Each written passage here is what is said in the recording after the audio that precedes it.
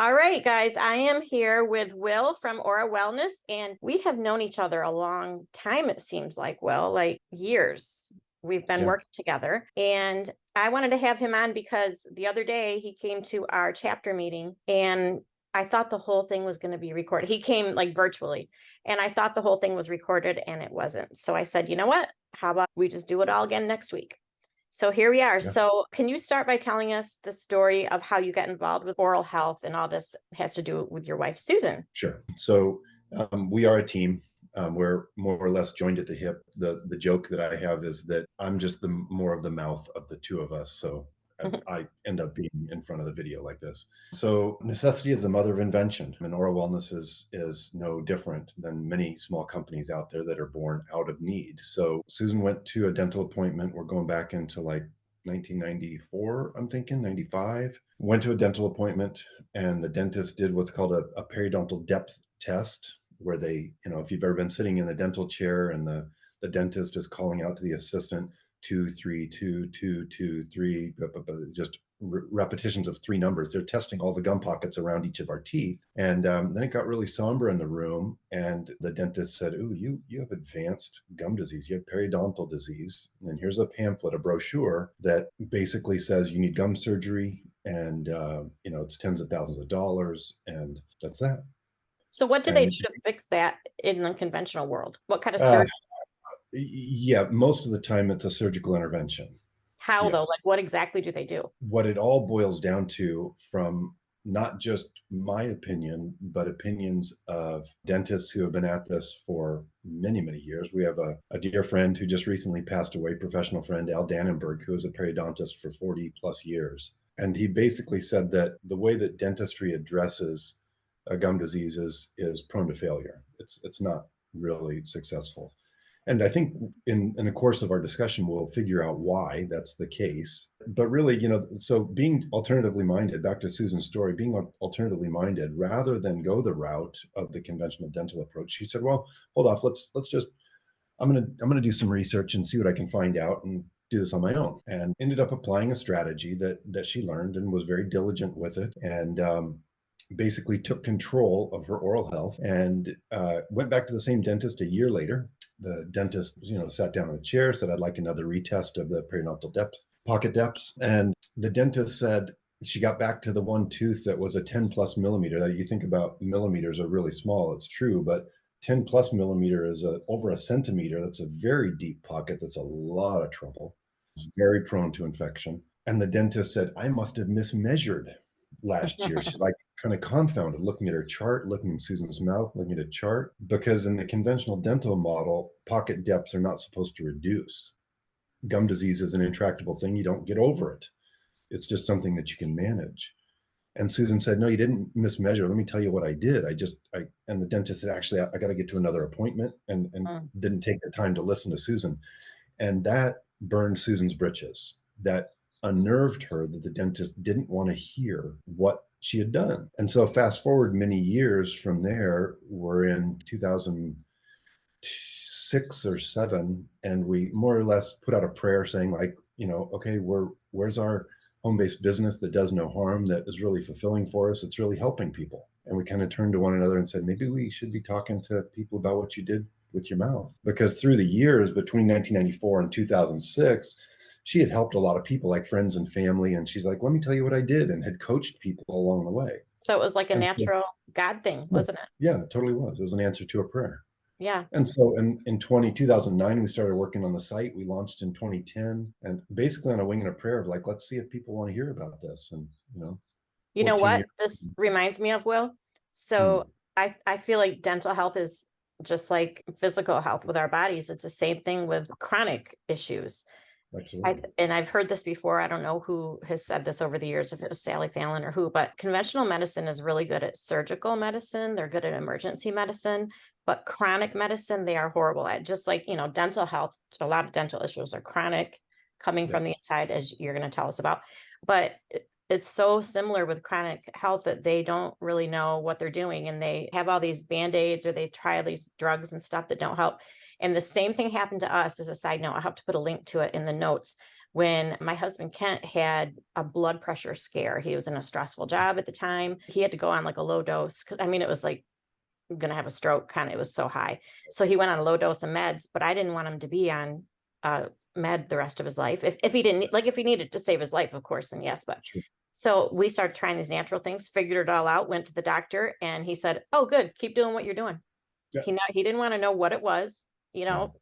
because it just wasn't even in. And I like our doctor. I mean, we don't ever see him, but I mean, whenever we're there, he's at least tolerant of our weirdness. He Right. won't take us out of the practice because we don't vaccinate, and which is pretty rare. So Yeah. I like him, but yet the fact that he's so entrenched in that whole world of chronic health that he doesn't even want to know what we did to get him off the blood pressure meds. And we did Right. it carefully.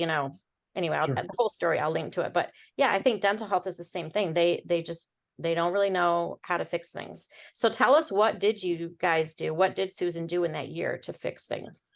Well, the long and the short of it is that she took control of her oral health. In other words, like what we spoke about last week in the chapter meeting, was there's a major variable in the dental model, and this major variable is us. In other words, if we are under the impression, or let's say that if the dentist and the dental community is under the impression that all factors being the same, we can't do anything about addressing our own oral health, then they're the only ones that can do it. But the bottom line is there's a massive variable in this whole equation, and that is our willingness to take on the responsibility of making positive change. Like, this because you talk so much in the Weston price zone. Like, look, if a person is willing to say, oh yeah, I'm gonna drastically slash my consumption of the foods of commerce, guess what? Their health's going to improve. But if they're not willing to do that, then they're going to be in much greater need for medical or dental intervention. I see it as this, and I work in numbers and charts pretty well in my mind. I see an inverse relationship. If you imagine, I could actually draw this out really quickly, I think. That's not going to do much, but so, okay, there's a relationship between the amount of intervention we're willing to put, the amount of responsibility that we are willing to take for our health or oral health, doesn't matter, and the amount of intervention we're going to need from emergency medical or dental facilities. Let me take that back. Emergency is one thing. You fall off a ladder, you break something, you get in a car wreck, you cut off a limb. Yeah, Western medicine is phenomenal for that. It's unparalleled. But like, to your point, chronic issues, health issues, like what we're all dealing with, aside from emergency medicine, is really not the optimal application for the allopathic, the Western medical model, in my opinion. It's just not holistic enough. So back to this. If we're willing to increase our responsibility, then our need for medical intervention decreases. So what Susan did is she simply went up this ladder, if you will, of taking responsibility for her own oral health. She addressed the infection in this infected gum pocket on a daily basis, and that's it. Now, why did that work? Well, as we talked about last week, we're dealing with microbial species. They're predominantly periodontal pathogens. Okay, so what we're talking about here? Bacteria.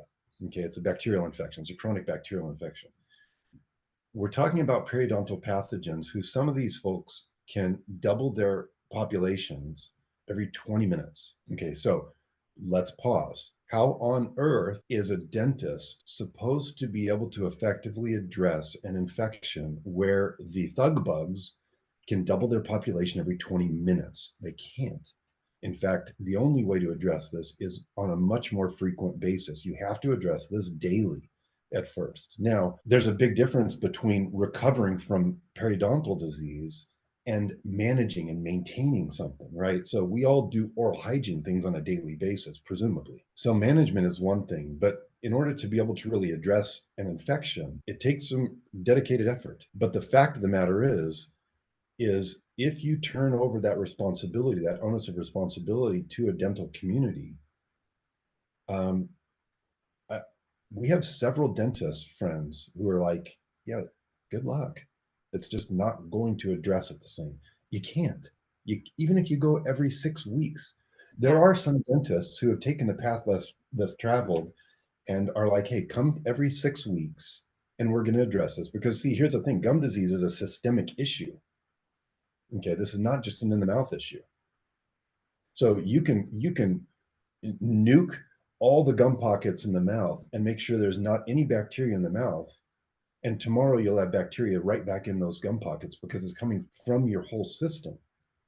Right. So what I'm guessing then the things that she did was basically she was addressing her gut health. That was the biggest, well, one of the biggest things. And then probably using better products in her mouth. Right. And when I say she was addressing gut health, that's diet and certain supplements probably. I mean, are these some of the things that she did daily? I'm assuming. Yes, our understanding of it has really changed through the years. Mostly what she did is she approached it from an in the mouth angle. Oh, She so our system, we developed a whole system called our Healthy Mouth System, which is specifically for people with advanced gum disease issues who really want to take this on and accept the burden of responsibility of addressing this in their mouth. Yeah, our Healthy Mouth System is a combination of tools and education. So what she did is she used what's called a subgingival applicator. I don't have one laying around here to show you what a visual is, but it's basically a simple dental tool. It looks like a needle. It's called a cannula on a syringe and put an antimicrobial solution in the gum pockets. So when you get a cut on your hand, what do? Oh, I got a little dirt in there, or it's a little infected. Well, I need to put something in that locally to support my immune system. Yeah, you could leave it. Your immune system would probably be able to get on top of it. But let's say it's something chronic there. Maybe it's been there for a few weeks and it's infected. Ooh, maybe I should use a little antimicrobials. I'm going to put a little peroxide, or I'm going to put something there to clean that wound. you guys sell stuff like this? We have a Healthy Mouth System, which is a system of it's tools and education specifically for people with advancing gum disease. Yeah, I mean, I Absolutely. know you have all these great products, but I Yeah. didn't know you had like something to inject in your gums if it has. Well, it's not an inject. Yeah. So let me clarify that, because inject is a scary word. Let me roll up my sleeve just to get a visual here. If we imagine I mean, I'm probably our misunderstanding, but I'm just trying to make it clear because I know people are going to know, well, what'd she do? So what she did is she used the subgingival applicator daily around her mouth and addressed the infection in her gum pocket. So let's go back to a little bit of anatomy, and we're going into something longer than we did the other day, but that's okay. Yeah. So a little bit of anatomy here, okay? Because most of us, honestly, the mouth is a very surreal zone for us, despite the fact that we all use it every day. Some of us more than others. Um, we have kind of a mental disconnect with our mouths, we've found, because we can't see what's going on in it. I mean, honestly, it's kind of weird if you think about it, but we know more about the health of our fingertips and our fingernails and look, oh, I got a little funky thing right here right now, than we do in our mouths. But what's going on in our mouth has way more impact on our whole body health than our fingernails, because we can see these, but we have to look in a mirror and it's kind of weird and difficult and all that. So tooth anatomy, gum anatomy. All right. So here's a tooth. Okay, here's one of my molars. I don't have a long enough sleeve. I got long arms. Here's the gum tissue up around the root of the tooth. The gum tissue comes up and folds like this and then attaches to the tooth root. Okay. And this little fold of skin here inside here is the gum pocket, right? So this is effectively outside the body, if you think about it. It's not in the body, it's a fold of skin in the mouth. Mhm. So all she did is use this subgingival applicator. I got this tool here. Got my cool little spoon. She used a subgingival applicator to go along with an antimicrobial solution and apply a little antimicrobial solution in the various gum pockets around her teeth. And what was in that solution? So what we teach, you can use several things, but what she originally used was a salt water and dilute peroxide solution. Okay. What we found now is that our Healthy Mouth Blend is particularly effective because it also addresses adhesion inhibition. So And you're talking adhesion about the inhibition. drops, right? Yeah, Yeah. yeah. I'm talking about. Yes. Yes. I have those right in my bathroom. Yeah, yeah. So the Healthy Mouth Blend is very effective for a number of reasons. It's a good, gentle antimicrobial without creating any type of antimicrobial resistance in the mouth. It's Mhm. not addressing the probiotic species in the mouth. It's not disrupting. It's actually supporting the oral microbiome to find a balance point, to find a healthy balance point, a homeostasis, if you will. And it also has a quality to it that other compounds that you can use, like salt water, peroxide, stuff like that, don't have, which is called adhesion inhibition. In other words, the Healthy Mouth Blend, the specific formula here, we formulated it intentionally. Again, answer to prayer. It makes it very difficult for bacterial species to cling to and attach to the teeth and gum tissue, which is actually critically important to be able to effectively manage and optimize our oral health over time. That is So, excellent. That's a great story. It's going to help so many people. Can you tell us now? This is something you talked about the other day. The 3 myths of dental health. so we've been at Ora Wellness for a lot of years, and it really just came out of our desire to help people, right? So, kind of goes hand in hand with this idea of um, there being kind of a mental disconnect, as we spoke about a moment ago with our mouths. There's a lot of very prevalent myths that we have around oral health that we as a culture, if we believe these myths, we're going to miss the moon as far as our ability to chart a course to optimize our oral health. Okay, we're just not going to, it's not going to work. It's kind of like, I want to be healthy and I'm going to stick on a standard American diet, right? It's like a disc, it doesn't work. So the 3 myths.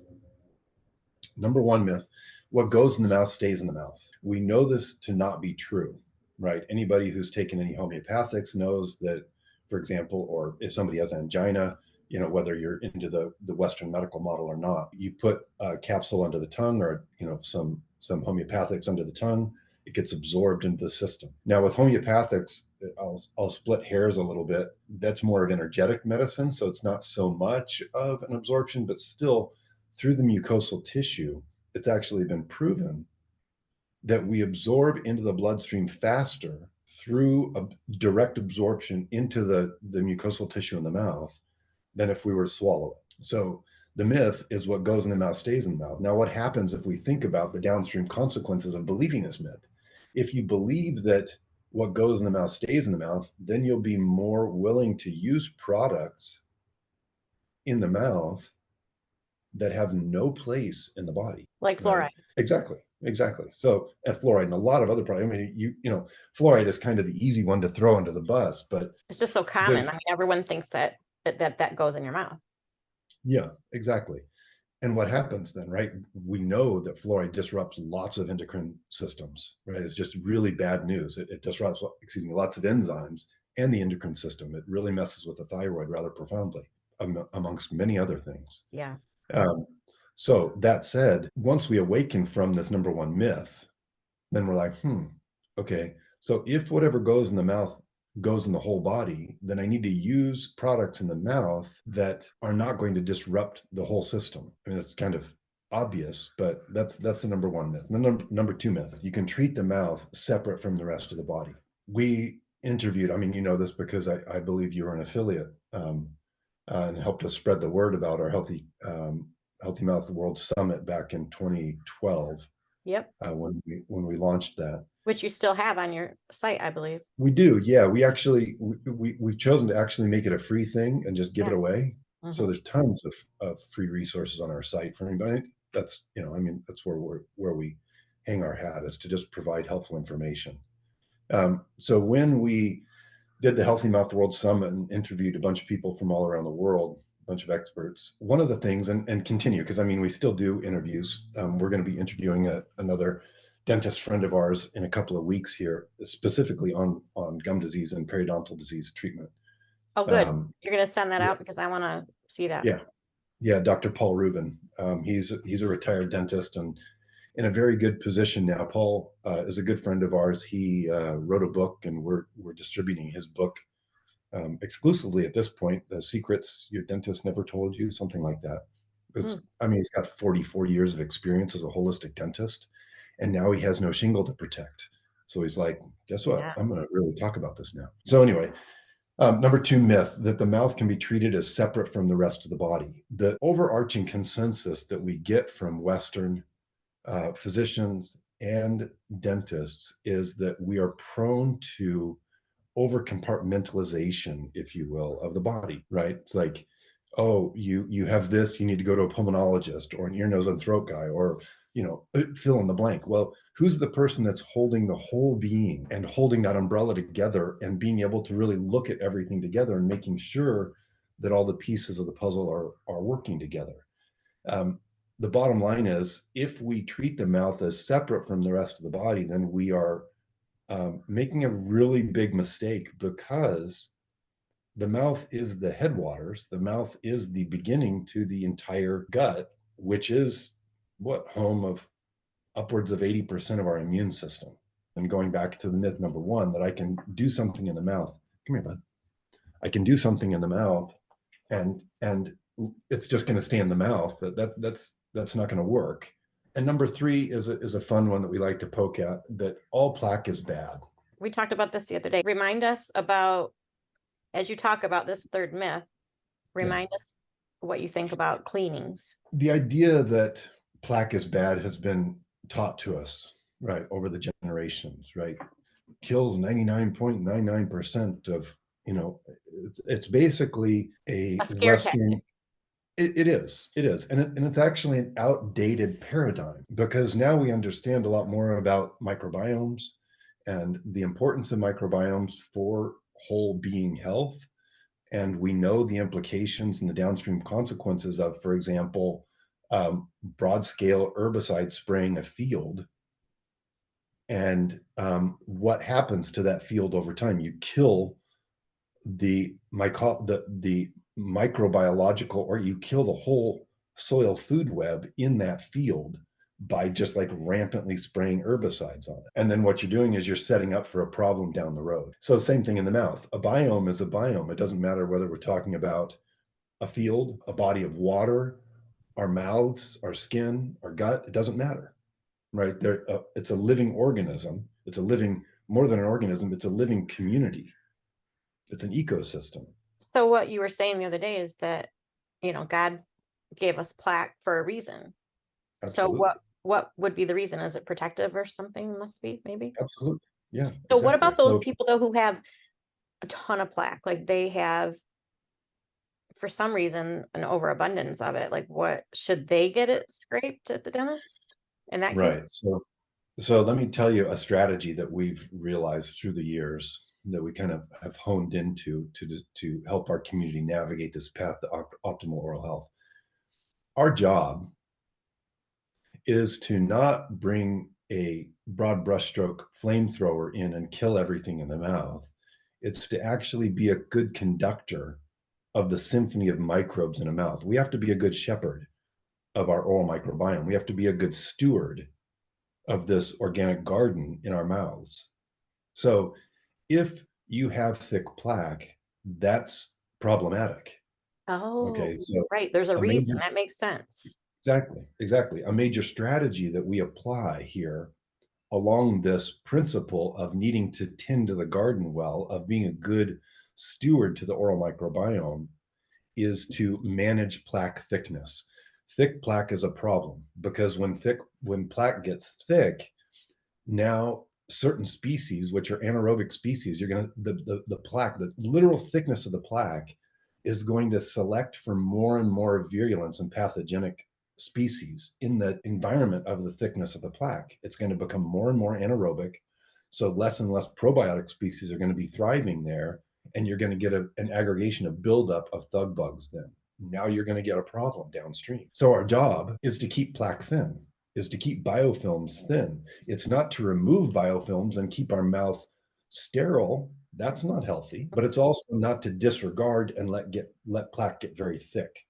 Okay, because if it gets very thick, again, it gets pathogenic, and that's a problem that can undermine our health. Okay, that makes so much sense. And I'll bet you have, I wanted to mention that you have articles on so many things on your website. So Yeah, I bet you have one about that too.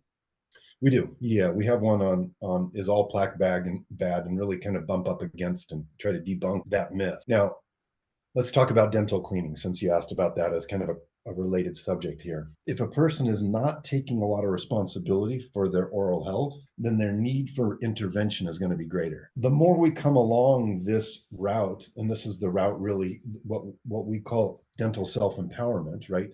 the more we take responsibility for our oral health, the less we're going to need dental intervention. If a person finds themselves down here and they're like, oh my gosh, I got to do something about this, right? They might benefit from a dental cleaning. It might make sense. Okay. But the bottom line is this: if you're doing a good job managing your biofilms, if you're being a good steward of your oral microbiome, and you don't have a bunch of accumulated plaque that builds up and then hardens into calculus, what's the cleaning for? That makes sense once again, and it also parallels once again with our body. You know, if you are healthy, you don't need your doctor, you Right. know. Yeah. That's precisely it. Right. It's the same, right? Again, if we heal this second myth that you can treat the mouth as separate from the body, then you're like, oh, well, the mouth is the body. The mouth is a part of the body. So it's the same principles, right? As we accept, hopefully gratefully accept the responsibility to care for our health, our need for other people to care for our health declines. So you never go for cleanings, just to clarify. I don't. Okay. A lot of people go twice a year, and so we have always just gone once a year. Yeah. Just, I mean, it's like one of those things that we just kind of thought you had to do it, you know. Right. But Right. honestly, they don't really do that much when we're there. They're always commenting on how great our teeth look. And I remember when we first started going, looking back, like I used to have to get my teeth scraped a lot. I thought that was normal. And then over the years, as I've been eating healthier and using your products and everything, then I hardly ever need very little scraping, if any. Right. Isn't it Right. funny now? I mean, it kind of parallels with what you're saying. My next question for you. Can you tell us your take on root canals? They're problematic at best. Can you remind us, tell people what is a root canal? The anatomy of a tooth is the outside of a tooth is enamel, and then we have a thicker layer of bone, which is dentin, and then we get into the pulp, the pulp chamber. Okay, this is soft. This is where all the blood flow is. This is where nerve conduction is. If decay gets through the enamel, through dentin into the pulp chamber, that is problematic because that will kill the tooth over time. That as soon as that reaches into the pulp chamber, the dentist is like, major problem. We have to now, this tooth is going to go and it's going to be a problem. It's a problem. So we're going to do a root canal on this now. And so what they do is they go in through the top of the tooth and they drill out the pulp chamber and the nerve, and they remove all that living tissue, if you will, and then they fill it and cap it off and leave it there. The problem is that our teeth are alive, not a problem. The hang up, if you will, with this idea and this premise is that our teeth are alive. They have a flow of blood into them and out of them. They have nerve conduction into them, obviously. Um, when we cap off a tooth with a root canal, that tooth now becomes a sponge, if you will, because there's little tubes throughout the whole structure of a tooth, right? A tooth seems like it's solid. It's not. It's like a sponge. It's like it's got cavities and pathways. Dental tubules is what it's called throughout the whole tooth. So it becomes basically like a honeycomb structure for pathogens to hang out. And that's a problem because now this tooth has no blood flow to it. It has no immune system within it. So you've got basically an enemy inside the gate. Okay, you've got a community living in a space where your immune system cannot get to it, and it can cause what we now know to be an inflammatory cytokine storm, a chronic drip of inflammatory cascade into the system 24/7. Which is why you hear so many stories of people who get so sick after root canals. Yeah, you I can. mean, sick somewhere else in their body. Right, right, right. And again, going back to Weston Price's work of focal infection theory, the reason that it's somewhere else in the body is because the whole body's connected. Hmm. Right? The mouth isn't separate from the rest of the body, like we've already discussed. So, and now obviously dentistry is making a lot of headway as far as making a connection between both tooth decay and gum disease, the pathogens associated with tooth decay and gum disease, and a whole host of systemic problems from heart disease and cancer to stroke to diabetes and arthritis. And even there's recent stuff about, it was actually a really fascinating article and research on the connection between periodontal pathogens, in particular one called P. gingivalis and Alzheimer's. Oh, wow. So So do you recommend then if someone has a root canal, just having that tooth removed? Or what do they do for that? right. So one of the things that has been challenging for us, and it's been a good challenge for us, is to address the human side of this subject. I will not ever get up on a stage or a platform like this and say, just remove the tooth, because that's a permanent part of your body and it's something to grieve, right? Where you're taking something out that's like, ooh, I'm using that every day. That serves an important function in my life to maintain my health. But isn't It's that not as better than leaving that in there? well, it's not as cut and dry as just for sure removing it. So here's why. Okay, again, as a broad brushstroke, you want to be really mindful. And yeah, I'm not a fan of keeping root canals in the mouth. But again, back to this model, Yeah. So it depends on if where you're you're at. if you're in high health, then the implications of a root canal creating an autoimmune condition for you, or cancer, or you name it, is low. But we don't want to forget that the root canal is there harboring and stewing and essentially waiting for a dip in our immunity to be able to launch something. Because I've never talked to a dentist who could adequately address this issue, that there's so much space inside a single tooth for pathogens to hang out. You can't cleanse it. You can't address it. So a couple of people who are more contemporary, we all know the name Dr. Hal Huggins. Dr. Huggins was a maverick way ahead of his time, like Dr. Price, really spearheaded the field of holistic dentistry many years ago, wrote books. We have a slew of books on our bookshelf here from Hal's work. He wanted to replicate this testing of root canal teeth. And so he engaged with a fellow named Dr. Boyd Haley, who is another guy that we've interviewed, total amazing fella. Dr. Haley was the chair of the chemistry department at the University of Kentucky for many years, 21 years of highest level of funding from the NIH doing research. And it was Dr. Haley who actually blew the whistle on mercury and thimerosal and vaccines, and the connection then to neurodegeneration and autism and stuff like that. And incidentally, he went from hero to zero overnight and never got any funding again as a result. Wow. Anyway, Why doesn't that surprise me? yeah, really. So Dr. Huggins reached out to Dr. Haley and said, "Hey, I want to redo this test. I'd like you to do some microbial assessment, quantitative assessment of different microbes in root canal teeth." And so Dr. Haley agreed. Dr. Huggins sent him a bunch of root canal teeth that had been held um, in liquid nitrogen, so everything was still viable and live. And he did a bunch of testing. And he found this. He found that about 1/3 of the teeth they were fairly benign microbial colonization. About 1/3 of them had some real problem microbes in there. Like, yeah, this is going to cause some pretty substantial downstream problems. And about 1/3 of them had really, really, like, to this day, some of the nastiest toxins known to man, as far as, microbial exudate. So when a microbe does its life, what it produces as a result is very inflammatory on our systems, or shall I say, can be very inflammatory on our systems. And so Dr. Haley found, like, yeah, about 1/3 of the teeth that Huggins had sent him had these very, very toxic compounds. So that's kind of a problem. Now, does that mean that a person who has a root canal should go have their tooth pulled right away? No. Again, we don't know that. We need to keep an eye on it. You need to know that there's an immune component to this, that there's a risk. And we've got an article on our site talking about the use of thermographic imaging, right? It's very commonly used kind of in an alternative sphere, where we hang out for early detection of inflammation in breast tissue in women, right? Like, way more effective actually in determining early potential signs of problems than mammography is.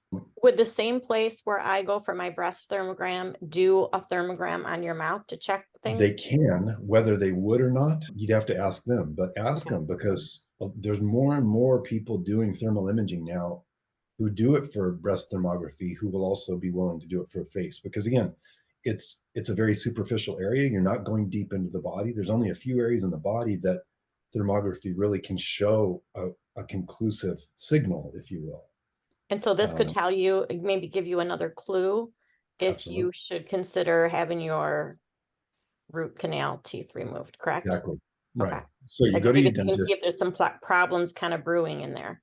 Exactly. Yeah. In fact, in the article that we put out about this, we have an image of a thermal image of somebody's face, and you can see the heat signals. So then what you do is you get something from your dentist that says, oh, tooth number 14 has a root canal, for example. So okay, I've got a root canal at tooth number 14. Now I'm going to go get a thermal image and I'm going to match those up and see if there's alignment. If there's alignment, well, now you want to think about it more seriously, because one of the folks that we interviewed back for the Healthy Mouth World Summit, Dr. Robert Gamble, an Australian dentist, said that he's lost count of the number of people who came to him, number of women who came to him with breast cancer who had a root canal on the same side. There's a correlation. Why? Because the lymphatic drainage coming down, again, the mouth is the headwaters to the whole Mhm. system, right? And what So did we you have say to the other address. night about, you mentioned something about hyperbaric oxygen therapy? Am I saying that right? Yeah, hyper, Yeah. right? Yeah, Hyper, not hypo. hyperbaric, right? Okay, Right. so tell us what that is and how that can help.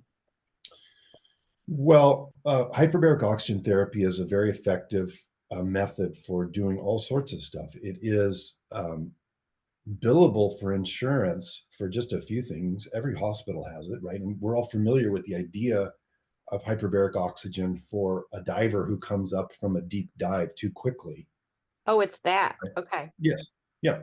Yeah, it's a dive tank, but you're breathing pure oxygen in a dive tank. So your body is being put under pressure, which you don't feel, right? Because we don't really feel the pressure. I mean, you clear your, other than your ear canal, right?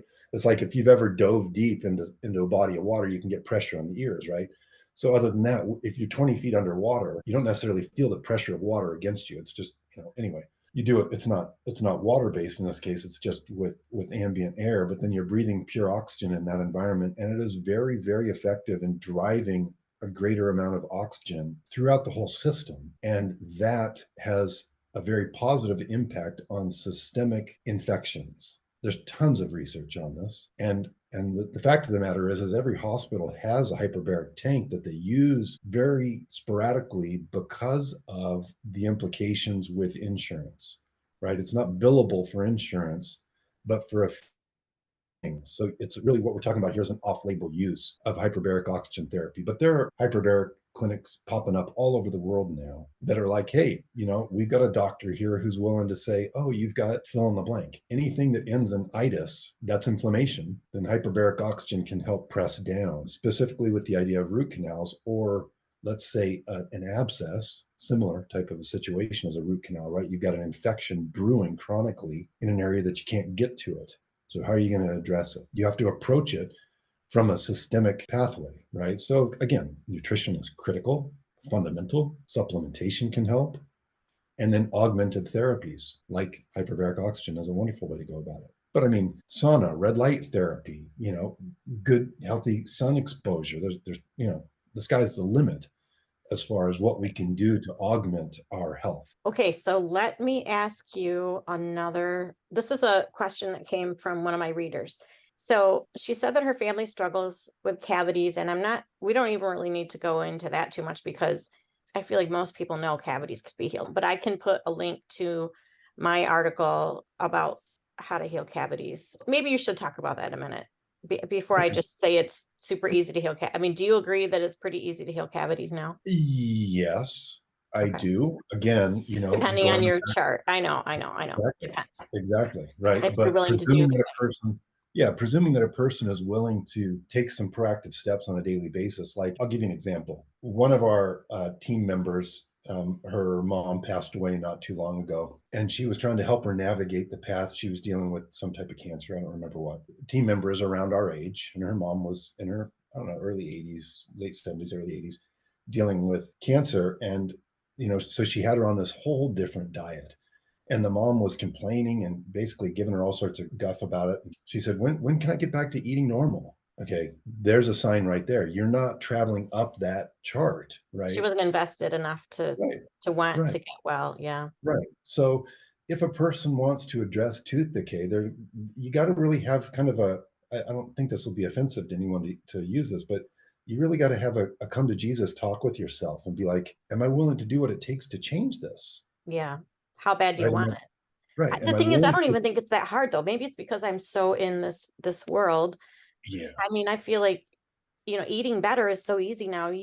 Real food is delicious. I don't feel like it's that difficult to go up that curve. But you're right. There's some people that just won't do it. They still want their soda pop, even though there's alternatives that are so much better for you. And, you're right. There's some people that just won't, unfortunately. But I But mean, this, people with your community here, right? We're all talking to people who we're all on the same page. Like, oh, okay, we're here for a reason. And yeah, okay, I've got a pretty good handle on eating well. So, what are some things that you can do to increase? So, again, to address oral health issues, the way we approach it is two different angles, globally and local. Globally, what can we do? Okay, we've got great research on vitamin D, vitamin K2, right? Fat soluble vitamins, increase fat soluble vitamins, period. Decrease sugar, period. No argument there. Okay. Those are systemic, global addressing of the issue. What are you doing locally? Thin biofilms, supply more material, more base material that the teeth, microbial colonization in your mouth can use to remineralize. right. And your products are great for that, which I will link to with the coupon code, by the way. Yeah. And you're right. This community, like the people who are watching this, most likely are, kind of up that curve enough where they're going to want to make these changes. The problem is most of us have loved ones, sometimes kids, who aren't so willing to do that stuff. So that is frustrating. But I do think that even doing some minimal things, you can work on cavities. But back to her question, she asked if it's okay. She said they stopped the organic gummies, but she wondered if the Costco snacks made with real fruit and gelatin are okay. And I just answered her because I was pretty sure what you were going to say, but I want to hear your thoughts. I said, I don't think anything sticky is good on your teeth at all, whether it's made with real fruit or not, and whether it's made with gelatin or not. Is that correct? Yeah, there's a problematic function there for sure, right? I mean, if you're talking about, I don't care if it's an organic raisin. Part of the factor that you got to consider is the dose makes the poison. Okay, so two things. If they're Number doing it one, every day, that's going to be right, worse than once in a while. Yeah. exactly. Frequency is an important factor there as far as the dose making the poison. And the other application of that idea for me right now is what age child are we talking about? Are we talking about a 4-year-old? Or are we talking about a 14-year-old? Right? Their body mass is going to make a difference on how influencing that amount of sugar is going to be on disrupting their system. And then you have to factor in what you're talking about just on the very functional level of sticky shoved into fissures in the teeth. You're asking for trouble with that over time. So Yeah. one easy fix right there that I would suggest that everybody get in the habit of doing and model for their children too from day one is anytime you eat anything, have a glass of water there, room temp water, take a sip of it, swish it around your teeth for 5, 10, 15, 20 seconds. Like think vigorous oil pulling and remove anything sitting on your teeth. I don't care if it's a glass of wine because that's acidic, or a kombucha because that's acidic, or food. I don't care what it is. It doesn't matter. Have a sip of water, swish, and help what's called in the dental community oral clearance. Get it off your teeth. Now, would that help with staining, like after you have red wine or coffee Yeah, to do a swish? sure. That'd be Absolutely. smart. Okay. Yeah. So along that same line, think about the difference again, dose making the poison. Think about the difference between having some kombucha with like, I'll have something acidic with a meal, with my heaviest meal of the day. I will do that on purpose to augment stomach acidity and aid digestion. Okay. But it's the difference between I'm going to have this drink with this meal on purpose, and I'm going to take, let's say lemon water and sip on it throughout the day. Right now, you're dripping on the system. That's very disruptive. And we've lost count of the number of people who have said, oh my gosh, I've really I have a lot of enamel erosion. I've lost a lot of enamel because I was really because I thought drinking lemon water was good for me. Well, yeah, it's good for you, but how? How are you drinking it? How often are you bathing your teeth in an acid wash? That's so interesting. I'm glad I don't do that all day now. Yeah, All right, well, let's touch on teeth grinding and undiagnosed sleep apnea and snoring, how those right. can be connected, right? Yeah, definitely. Yeah, I mean, this is coming more and more into the forefront now. We're seeing more and more dentists coming forward who are getting certified in um, addressing sleep issues. And if you think about it, it makes sense. So let's unpack this because it's a little bit broad at first. So let's put a few pieces of the puzzle together here. If a person has what's called bruxism, right, grinding in the teeth at night, what the fringe dental community has realized is that this bruxism, the reason that the body does this, for the most part, I haven't come across anyone saying that there is another reason, but my understanding is the reason that people grind at night is because they are having their airway is collapsed. Okay, so if we talk about the concept of sleep apnea can be from a number of different sources. Primarily, what we're talking about here is obstructive sleep apnea. So I'm going to make a silly face here for your community. I don't have much of a jaw. Okay, that's a sign of my family's genetic loss of genetic momentum, in my opinion. But I can really profoundly demonstrate this. When we fall asleep and we're laying on our back, we go into a catatonic state. All muscle tension goes away, and anything is going to succumb to gravity in that moment, right? In that period of time. And when the jaw succumbs to gravity, it does this and it falls back, right? The jaw can move and it falls back and it collapses the airway. And as it compromises and collapses the airway, we are having what's called an apneic event. We are now being choked. We're dying. This is very serious, actually, because undiagnosed sleep apnea is a huge risk factor for all sorts of morbidities. It's horrendous. It's such an elephant in the living room. Why? Because it happens at night and people don't necessarily know they're doing it unless their partner's like, honey, I was listening to you last night and I heard you like gasping and and doing that type of this is bad news. It needs to be addressed.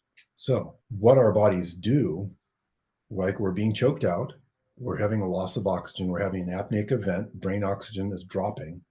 Okay, that's killing brain cells. The sympathetic nervous system goes, oh crap, we're dying, we're being choked, and will create tension in the jaw and start grinding the teeth and gnashing the teeth in order to create tension and pull the jaw out of that collapsing airway. So, yeah, major connection, right? So, undiagnosed moderate obstructive sleep apnea, and bruxism, grinding the teeth, and the dentist being the person in the medical field who is best suited to spot this. Because a dentist can look in your mouth and go like, you grind your teeth, because they can see the enamel wear. So I think that there is a very warranted time to get assessments from a dentist, which is really going back to the idea of a cleaning.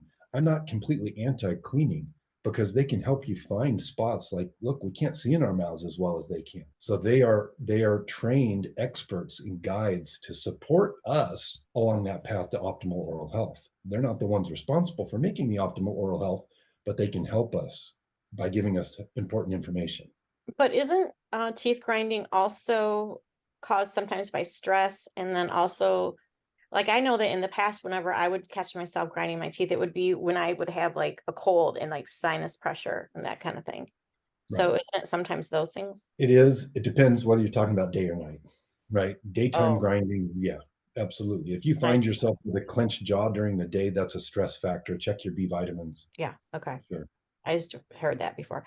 Right. Okay, last thing. So tongue ties and lip ties. I don't really know lip ties when it's on the bottom and tongue ties when, Yeah. um, Lip because I tightening. remember when two of our kids were born, they had to get, I think it was called their frenulum clipped, Mhm.